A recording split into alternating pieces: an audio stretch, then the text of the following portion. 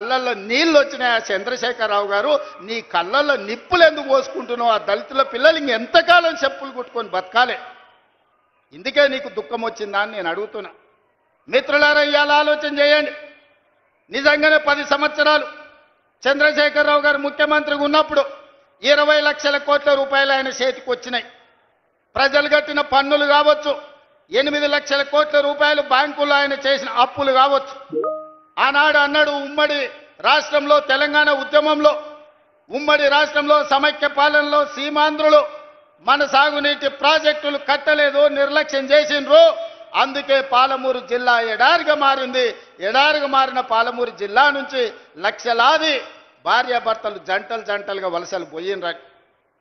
నిజమే, ఆనాడు ఉమ్మడి రాష్ట్రంలో అన్యాయం జరిగింది. ఈ పక్కన కల్వకుర్తి మొదలుపెట్టి అక్కడ పెట్టి పోతిరెడ్డి పాడు ద్వారా వాళ్ళు తరలించకపోయినరు నీళ్లు.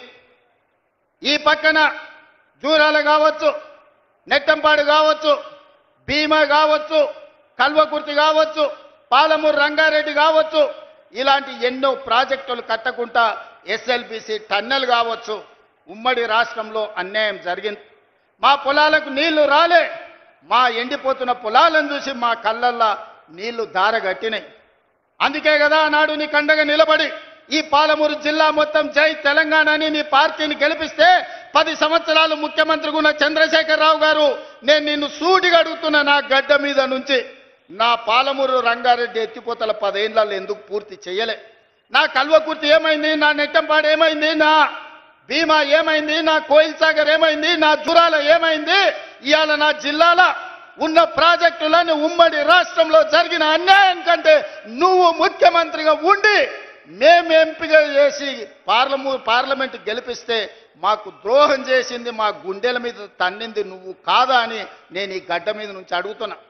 10 సంవత్సరాలు 20 లక్షల కోట్లు ఖర్చు పెట్టిన చంద్రశేఖరరావు ఒక 20-25 వేల కోట్లు ఖర్చు పెట్టినుంటే 20 లక్షల ఎకరాలు పాలమూరు జిల్లాలో మా భూములకు నీళ్లు వస్తుండే కదా. కాళేశ్వరం మీద 1,00,000 కోట్లు ఒకే ఒక్క ప్రాజెక్టుకు మా అక్కలు వినాలి, మీ పిల్లలకు చెప్పాలి. కాళేశ్వరం ప్రాజెక్టు కడతా అని కేవలం ఒక్క ప్రాజెక్టు కోసం 1,00,000 కోట్ల రూపాయలు ఖర్చు పెట్టిండు. కట్టుడు 2019, కూలుడు 2023. ఎవడైనా సన్నాసోడు చిన్న గుడిసేసుకున్న 10 ఏళ్ళు ఉండేటట్టు వేసుకుంటాడు. 1,00,000 కోట్లు పెట్టి కట్టిన కాళేశ్వరం 3 ఏళ్లలో కూలేశ్వరం అయి కూలిపోయింది. ఆ ఏళ్ళ మేం కట్టిన నాగార్జున సాగర్ చూడు, ఆ ఏళ్ళ మేం కట్టిన శ్రీశైలం చూడు, ఆ ఏళ్ళ మేం కట్టిన జూరాల ప్రాజెక్టు చూడు. జూరాల ప్రాజెక్టు మన డ్యామ్ దెబ్బతిన్నది అనంటే నువ్వు ఏమి పని చేయకపోతే పేపర్లో వస్తే నిమిషాల మీద మా శ్రీహరిని, మా ఉత్తమ్ కుమార్ రెడ్డిని పంపించి కొత్త రోడ్ వేయడానికి 120 కోట్ల రూపాయలు అప్పటికప్పుడు నేను మంజూరు చేసిన. ఎట్లా చేయగలిగినా మీ బిడ్డను ఉన్నా కాబట్టి నా జిల్లాకు చేయాలి, అన్యాయం జరుగుతుంటే చూసుకుంటూ ఊరుకోను అని అప్పటికప్పుడు ఇచ్చిన. ఇవాళ 10 ఏళ్ళు నువ్వు పూర్తి చేయని ప్రాజెక్టులు, 10 ఏళ్ళు నువ్వు పడా పెట్టిన ప్రాజెక్టులు.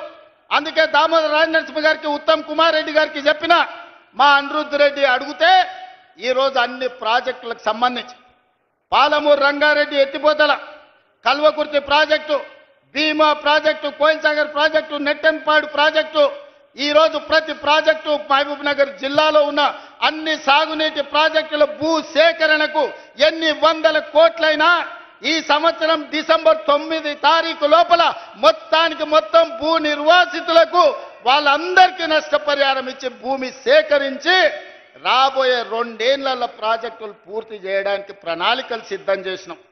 అందుకోసం నీ కడుపు మండి కళ్ళల్లో నీళ్ళు వచ్చి నీకు దుఃఖం వచ్చిందా చంద్రశేఖరరావు గారు? మా పాలమూరు బాగుపడుతుంటే, ఎడారిగా మారిన మా పాలమూరు పచ్చగా మారుతుంటే, కృష్ణానది జలాలు మా పొలాల్లో పారుతుంటే నువ్వు ఎందుకంత విషం పెట్టుకొని ఈరోజు విషం జిమ్మాలని మా మీద పగబట్టి పనిచేస్తున్నావు అని నేను అడుగుతున్నా. వెనకటికెవడో దొంగలకు సద్దులు మోసిందంట. ఇవాళ శ్రీనివాస్ గౌడ్, నిరంజన్ రెడ్డి ఆ దొంగకు సద్దులు మోసే పని చేస్తున్నారు. సిగ్గుండాలి వాళ్ళు ఇద్దరికి.